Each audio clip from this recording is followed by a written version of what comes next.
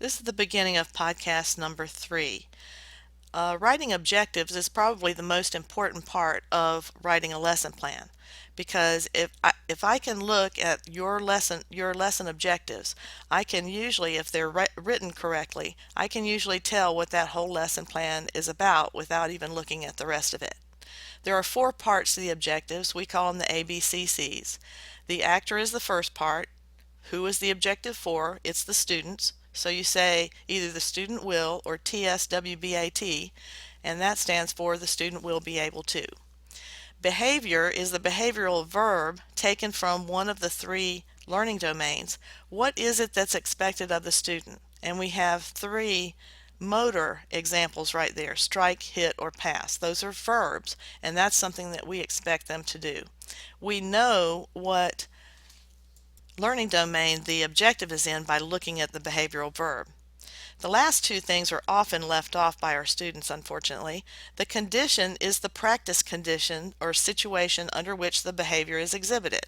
Are you going to work with a partner? Are you going to stand 10 feet away from the target? What is the condition that they're going to practice that particular objective? And then last and most important is the criterion. What is the assessment or the performance level that's expected of your students? How are you going to assess whether they actually accomplish these objectives or not? It's called the criterion or assessment. Some examples are: make 8 out of 10 shots, practice for 5 minutes, perform 10 trials. We never want to put they're going to do something 100% of the time, because it's very rare for professional athletes to even do something 100% of the time. We will talk more about writing objectives in class on Monday. The example given here in volleyball is the students will be able to pass the volleyball to the center front position using a legal forearm pass from a ball tossed over the net. The behavior is use a forearm pass, or forearm pass is actually a verb. Condition, pass a tossed ball from a ball tossed over the net. And the criterion or the assessment is using a legal pass. The format for our lesson plans, and it is a shortened version of the Winthrop-Peet lesson plan format that you'll be doing in your elementary and secondary methods. The heading material, of course, is listing the class, the unit, the movement concept, the equipment, and the lesson number, and so on. The objectives, this is a good saying right here that comes from Judy Rink, who used to teach at the University of South Carolina. You will not really begin to think as a teacher until you can begin planning by writing down what you expect students to be able to do and then thinking about how to do it. We also put on there an introduction or a set, in other words, what we get them focused on and motivated with. It's usually written as a script, in other words, word for word of what you would likely say to introduce the lesson. Now, if you don't say word for word what the introduction is on your lesson plan, no one is going to count off or anything like that. We have you write it out as a script so that you'll remember it easier. On our lesson plans, we also have a section called Knowledge of Students and Prior Experience. We want to know what proficiency level the students are and what outside activities they might do that are related to what we're teaching that day. There's the beginning of the lesson again. The introduction is also called an anticipatory set. You're trying to orient the learners as to what they'll be doing, and usually during this introduction we review what was done in the last lesson and relate it to what we're going to do in this lesson, unless of course it's the first lesson. We also usually put an instant activity on the lesson plan, but we have not done that for the pre-K classes at McFeed and St. John's because the warm-up instant activity does take a lot of time out of the lesson. But it's also important to note here that it's not static stretching that we do as an instant activity. They should be doing some type of cardiorespiratory activity to get them warmed up and get their muscles warm. The assessments that you do are usually listed by the lesson objective. In other words, if you have lesson objective number 1 and it's a cognitive objective, then under assessments there should be a 1 and there should be some type of cognitive assessment there. Teacher questioning, asking students to demonstrate what the critical skills are. Have them write an evaluation of what they've learned that day. Of course, that would be for older kids. And if teacher observation is used as an assessment, You have to have a formal criteria that is listed on something that gets you to document your observations. Again, the organizational patterns are very specific to the activity. The organizational patterns need to promote safety, game-like activities, and good practice. Transitions need to be at a minimum. You begin the introduction to the lesson where you start the class, and then from then on you've got to think of how you're going to transition the students from one place to another within the gymnasium. Most classroom teachers don't have to worry about this because the students just come in and they sit in their desks.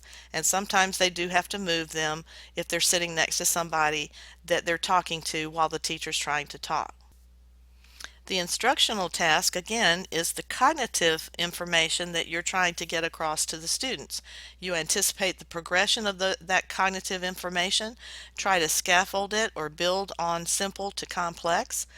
The organizational arrangements are also part of the practice task, but you also have to talk about those things as you're teaching students about safety.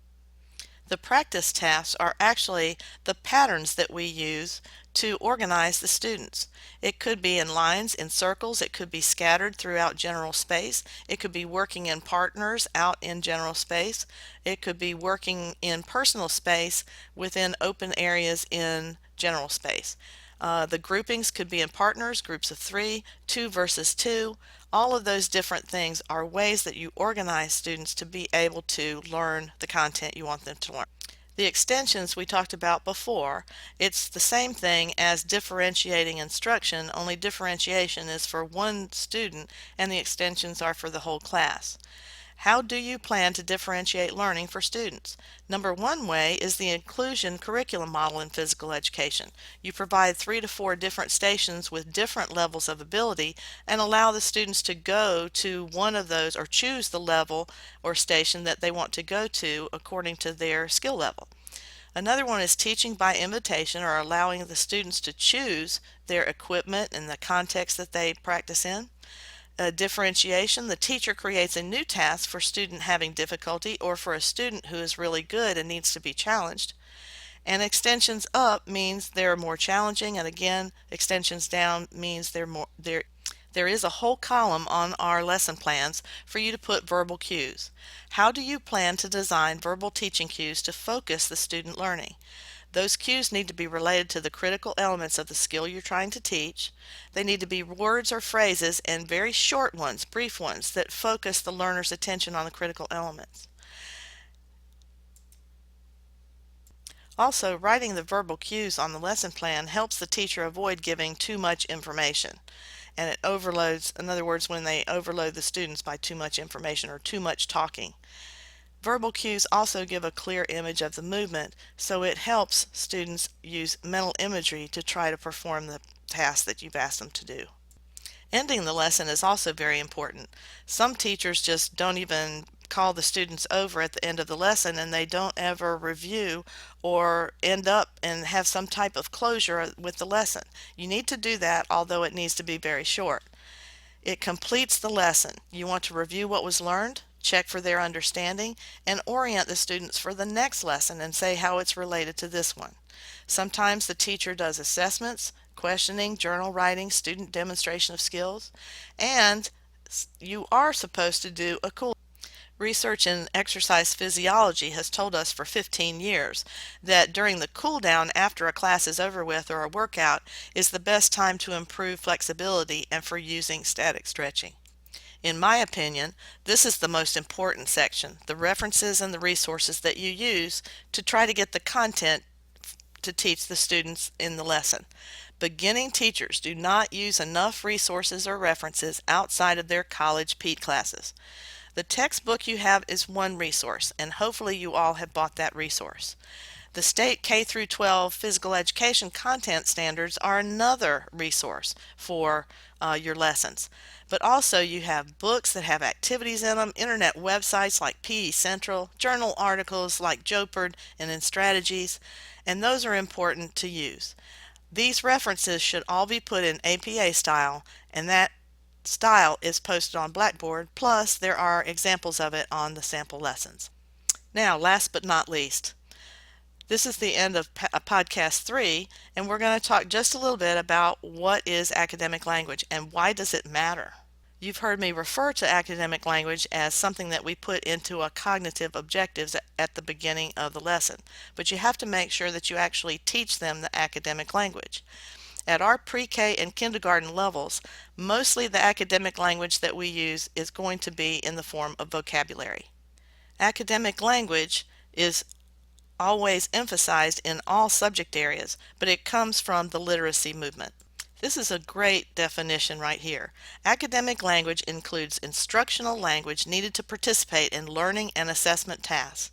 It includes discussing ideas and asking questions, summarizing instructional tasks, following and giving instructions, performing skills in a mini lesson, explaining thinking about movement aloud, writing reflections to display your knowledge and or feelings, but most importantly for us, it's vocabulary words that are specific to physical education. It's also important to give you some non-examples. In other words, what academic language is not. It is the specific language we use in physical education to communicate our cognitive content or concepts. It is not just a bunch of words in PE. It is a language function. It's the action words we use in objectives to explain what the students are going to do. It is the sets of rules, tactics, strategies, officiating signals, critical elements we talk about and when we're teaching physical education. It's also vocabulary. Academic language differs from everyday language. It is content specific. We call it movement vocabulary in the elementary level. These are some examples of vocabulary words: balance, self-space, high, medium, low levels, and pathways. Most everything that's on the movement wheel is considered academic language in physical education. It is the language associated with movement proficiency. It's the doing of the movement, but ensuring that the students understand the why of the movement at the same time and how it's biomechanically efficient when using the correct technique. You want to engage the students in using the technical language specific to efficient human movement. In other words, talking to each other about the vocabulary words. Students are required to define, describe, compare, analyze, and evaluate movements using complex language, and some people call it the jargon of physical education. We include academic language in each lesson, and we always have one academic language objective in each lesson. We want to make sure we model behaviors that reinforce academic language acquisition. In other words, we want to make sure that our objective in academic language is also taught in one of the tasks down below. You should see a link between those two things. And whenever possible, try to engage the students in higher order thinking or use multiple teaching formats and plan for them to occur. Students want to be challenged and they want to learn about physical education. That's the end of podcast 3. Now you're prepared to go on and take quiz number 1 on Blackboard underneath the assignment section on Friday, January the 30th from 6 a.m. until 11:59 p.m. Good luck!